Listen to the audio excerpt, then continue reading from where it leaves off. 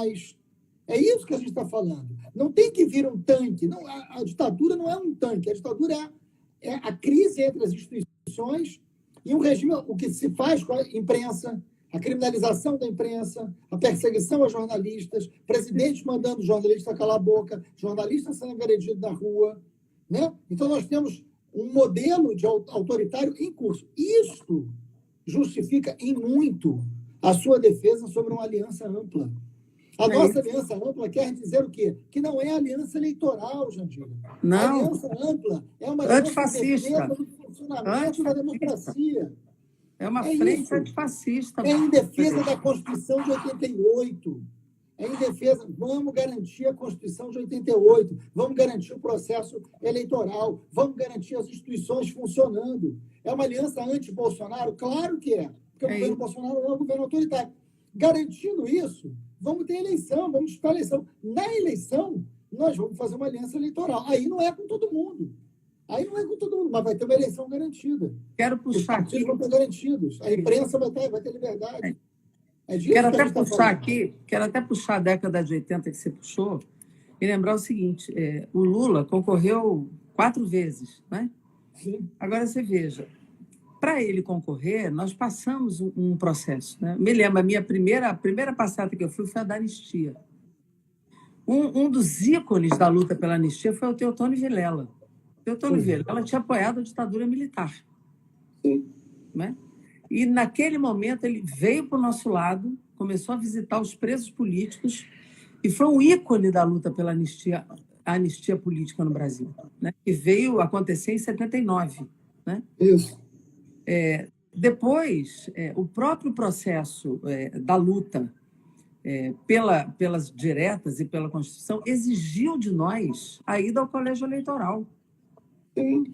Teve força política que se recusou a ir ao colégio eleitoral. Quando nós perdemos a emenda das diretas, nós vimos o seguinte: ou é o colégio eleitoral ou não derrotamos a ditadura. E nós fomos, o PCdoB foi para o colégio eleitoral. E nós fomos para lá. E ajudamos a derrotar a ditadura. Fomos criticados por isso? Fomos. Mas não fosse aquilo ali, não tinha nem constituinte. Pois é. E nós tivemos a constituinte, que teve críticas e tal, teve quem não assinasse a Constituição. E é nessa Constituição agora que nós estamos agarrados. Mas é o seguinte, esse é o nosso parâmetro. Pelo amor de Deus. É essa. E só começou a ter eleição, 89 direta, porque teve este processo. E agora nós estamos correndo o risco de estar atrás do colégio eleitoral. Nós retrocedemos, a correlação de forças hoje é muito difícil. O governo Bolsonaro não é um governo conservador, ele é um governo revolucionário. Ele é um governo de extrema direita. Ele é um governo de extrema direita. Nós estamos atrás desses governos de 85 para cá. Não é nem Sarney, está atrás disso. Então, a gente precisa entender que a correlação de forças hoje nem é aquela, está atrás dela. Então, assim, achar que nós vamos agora ter, por um passe de mágica, com a sua chapa, vamos ter eleição e vai cair no colo da esquerda. Ora, nós estamos onde? Nós estamos delirando, estamos viajando. Então, assim, a gente não pode viajar agora, entrar num delírio dos nossos desejos e achar que as coisas estão simples. Não estão.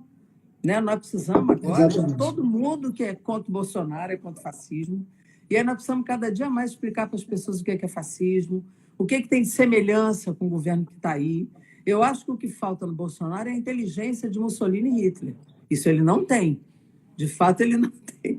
Falta ele uma conexão, falta ele algumas sinapses. Né? Ele não tem. Essa deficiência cognitiva, de fato, aí, ela é real. Não tem aquela inteligência. Ele tem a violência. Ele tem a violência e tem por trás dele um esquema, ou pelo menos tinha, né? Talvez ele tivesse mais força para dar a virada lá no início. Como ele não leu Maquiavel, ainda bem, né? Ele agora está numa fase com menos força para dar a virada que ele gostaria. Então, eu acho que ele, mais ainda nesse... Mais ainda... Ele não leu O Príncipe, ele leu O Pequeno Príncipe.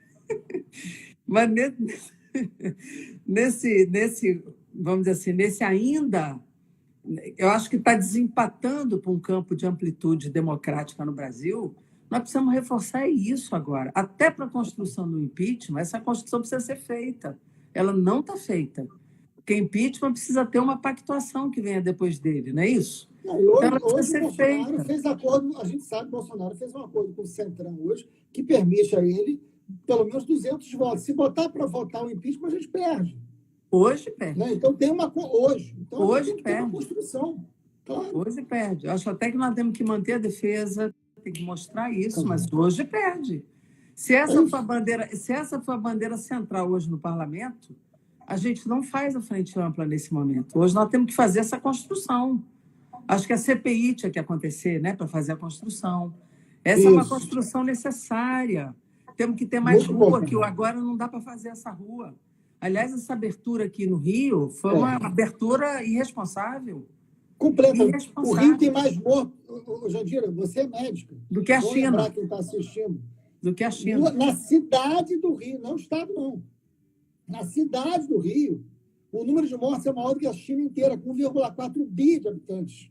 É isso. A China foi o primeiro lugar a ter o vírus. Ou seja, surge na China, se espalha pelo mundo inteiro, só depois chega no Brasil, e o Rio de Janeiro não consegue se preparar. A cidade do Rio tem mais gente morta do que toda a China.